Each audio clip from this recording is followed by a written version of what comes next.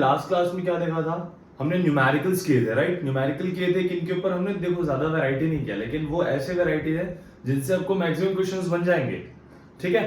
तो आज का जो हमारा टॉपिक है वो है इलेक्ट्रिक पावर। अब ये होता क्या है इलेक्ट्रिक पावर, बहुत इंपॉर्टेंट सा टॉपिक है। आपने देखा होगा कोई भी चीज जब आप खरीदते हैं उसमें तो पावर रेटिंग दिया होता है, उसके अकॉर्डिंग ये डिसाइड होता है कि वो कितना यूनिट ऑफ इलेक्ट्रिसिटी कंज्यूम करेगा, राइट। तो देखते हैं इलेक्ट्रिक पावर है क्या। तो इलेक्ट्रिक पावर या पावर क्या होता है, it is the rate of doing work, the rate of doing work is known as power. तो मतलब क्या हो गया, power is equals to work done, ठीक है। Power is equals to work done by time taken, क्योंकि जिस भी डेफिनेशन में रेट आएगा उस डेफिनेशन में डिनोमिनेटर में क्या रहेगा, उस डेफिनेशन में डिनोमिनेटर में रहेगा टाइम, ठीक है। इतनी बात ओके। तो अब ये जो पावर है ये हो गया, पावर को हम डिनोट करते हैं P से, which is equals to work done हो गया कैपिटल W बाई T। इतनी बात क्लियर है। अब देखो ये जो वर्क डन है, वर्क का यूनिट क्या होता है, जूल होता है ना वर्क का यूनिट, और टाइम का यूनिट क्या होता है, सेकंड। तो जूल पर सेकंड कहा जाता है वो पावर, ठीक है। तो दिस इज द ऐसा यूनिट, या हम इसको फर्दर ये भी कहते हैं what, WATT which is again denoted by capital W। तो ये हो गया हमारा पावर। भाई पावर कितना है तो कैसे पता चलेगा कि वो apparatus कितना वर्क कर सकता है कितने देर में। जैसे फॉर एन एग्जांपल आपके पास इंडक्शन है, आपके घरों में इंडक्शन होगा, मिक्सर ग्राइंडर होगा, ओवन होगा, AC TV fridge electrical appliances कुछ भी हो। तो भाई अगर मुझे मान लो, चलो एक सिंपल सा एग्जांपल लेता हूं, बाकी सबकी बात नहीं करते हैं। एक बल्ब है, ठीक है, एक बल्ब है। अब अगर वो बल्ब, ठीक है, 5 जूल वर्क करता है 10 सेकंड में, तो वो बताएगा उस बल्ब का पावर कितना है। या ये कह लो when a 1 joule of work is done in 1 second, वो बताएगा 1 watt। क्या होगा, 1 joule work in 1 second will give you 1 watt of power। समझ आ रही है बात। तो पावर क्या हो गया भाई, पावर हो गया work done by time taken, ठीक है।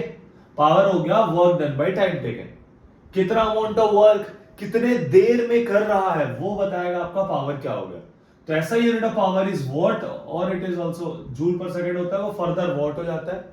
एंड अगर क्वेश्चन में आए कि डिफाइन 1 वॉट, तो आप क्या लिखेंगे, when a 1 joule of work is done in 1 second it is known as 1 watt. या आप ये कह सकते हैं when a 1 joule of work is done in 1 second it consumes a 1 watt of power.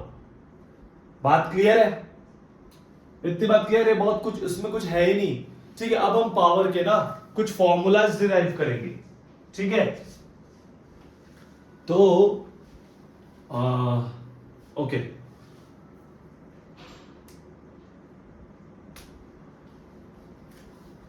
क्या आपको पता है ये जो वर्क डन होता है कैपिटल W, ये वर्क डन वाला कैपिटल W, ये जो है ये होता है VQ। ये हमने पढ़ा था किसमें, याद करो किसमें पढ़ा था, क्या हमने इसको पोटेंशियल या पोटेंशियल डिफरेंस में पढ़ा था, W is equals to VQ पढ़ा था ना। ये the rate of the work done to bring a unit positive charge from one point to another, वही तो होता था पोटेंशियल डिफरेंस। तो W is equals to VQ आ गया वहां से, ठीक है। अब हमको पता है ऑलरेडी कि Q is equals to क्या होता है, क्या Q is equals to IT होता है ना। क्यों भाई, Q तो Q होगा। खैर ये जो Q is equals to IT आया कहां से, ये आया आपका करंट से। तो याद करो करंट क्या होता था, I is equals to Q by T होता था। The rate of flowing charges is known as current, यही होता था ना। I is equals to Q by T, तो Q is equals to IT हो गया। अब मैं क्या कर रहा हूं, इस Q के जगह IT को सब्स्टिट्यूट कर रहा हूं, तो W is equals to V, इस Q के जगह क्या आ गया, IT आ गया ना। Q की जगह आ गया IT, मैंने उसको सब्स्टिट्यूट कर दिया यहां पे, तो फाइनली ये क्या हो गया, W is equals to VIT।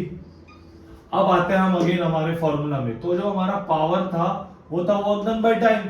तो वर्क डन का फॉर्मूला क्या है भाई, V I T upon time, time तो टी है, तो ये टी से टी चला गया, देयरफॉर जो हमारा पी है which is equals to V आई।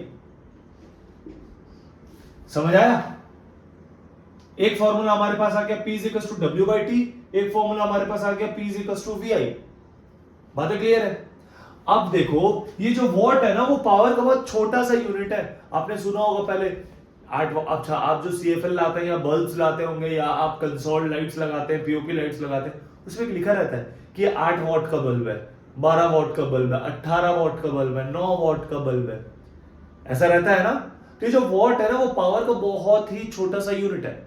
सो जो कमर्शियल यूज के लिए हम जो यूनिट यूज करते हैं वो क्या है, तो हमारा वो जो यूनिट है वो है KW, मतलब किलोवाट।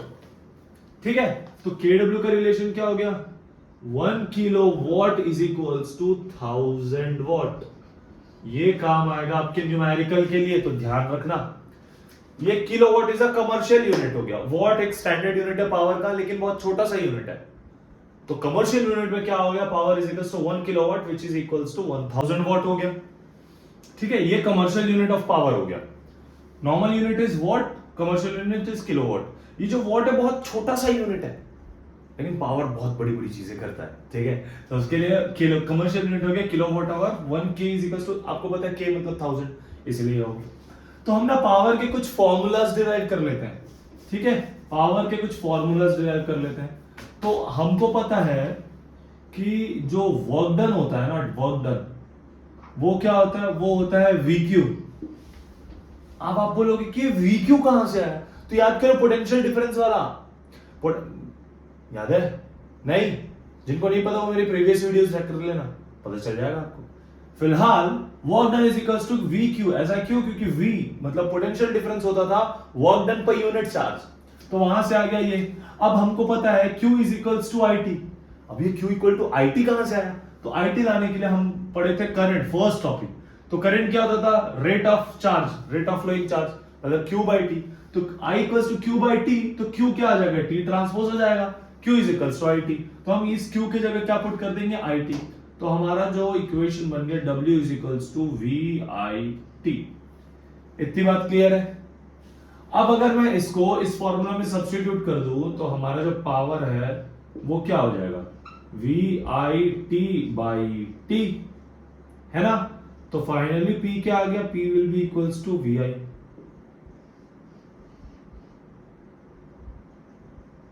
एक फॉर्मूला तो ये हो ही गया, फर्स्ट इक्वेशन दे दें इसको सेकंड इक्वेशन दे देते हैं। तो अगर क्वेश्चन में पूछेगा power in terms of V and I, मतलब पोटेंशियल डिफरेंस एंड करंट, तो आप ये यूज कर लोगे। ठीक है, इतनी बात। अब चलते हैं नेक्स्ट में। तो जो एक और फॉर्मूला है वो करते हैं, देखो अब इस फॉर्मूला में VI में मैं क्या पुट कर रहा हूं, V की जगह Ohm's law, V equals to RI होता है, इस V में मैंने RI पुट कर दिया, तो क्या हो गया मेरा, P is equals to VI था, P is equals to RI dot I, कहां से आया, V is equals to RI Ohm's law से। तो पावर क्या हो जाएगा, पावर हो जाएगा I स्क्वायर R। ये क्लियर हुआ? इसको थर्ड फॉर्मूला दे देते हैं। ठीक है, एक लास्ट और कर लेते हैं, बस एक। ठीक है, बस एक। अब देखो ये जो इक्वेशन बन गया, अब सेम इक्वेशन में मैं VI में अभी मैंने क्या पुट किया, V के जगह RI पुट किया ना, अब मैं I के जगह पुट करता हूं I is equals to V by R, same Ohm's law से। तो क्या हो जाएगा हमारा power, P is equals to VI पहले से था, P इज इक्वल्स टू, अब मैं V को V ही रखता हूं, लेकिन ये जो I है ना, I की जगह मैं वैल्यू पुट कर देता हूं V by R, V by R। तो यहां पे लिख लो I is equals to V by R, इसको मैंने यहां सब्स्टिट्यूट किया, देखो P will be equals to V square by R। एक और फॉर्मूला बन गया, इसको 4 दे दो। सो ये 4 फॉर्मूला है। अब हमने इतने सारे फॉर्मूला क्यों पढ़े, क्योंकि जब क्वेश्चन आता है ना न्यूमेरिकल, तो बता के नहीं आता किस फॉर्मूले से आएंगे, तो आपको गिवन लिखना है, वही फिर मेरा ब्रह्मास्त्र यूज करना है आपको। ब्रह्मास्त्र के अकॉर्डिंग आप सबसे पहले क्वेश्चन को पढ़ के लाइन बाय लाइन नहीं, एक एक पॉइंट पढ़ते जाओ, गिवन लिखते जाओ। ठीक है, उस गिवन के अकॉर्डिंग आप देखो, आपको पावर निकालना है वर्क डन और टाइम के रेस्पेक्ट में, या आपको पावर निकालना है पोटेंशियल डिफरेंस और करंट में, या पावर निकालना है करंट रेजिस्टेंस में या पोटेंशियल डिफरेंस और रेजिस्टेंस। मतलब according to the given things, अगर आपको पोटेंशियल डिफरेंस दिया है आई दिया है तो पी निकल जाएगा, सेम आई और आर दिया है तो निकल जाएगा, सेम वी और आर दिया है तो निकल जाएगा। बात क्लियर है इतनी? ठीक है, जितने न्यूमेरिकल्स होंगे ना सारे फॉर्मूले सही पहले इकट्ठे कर लो, एक जगह लिख लो। ठीक है, हम जब ये यूनिट खत्म कर रहे होंगे तब सारे न्यूमेरिकल्स एक साथ करेंगे। क्लियर है? चलो मिलते हैं नेक्स्ट वीडियो में। Keep learning.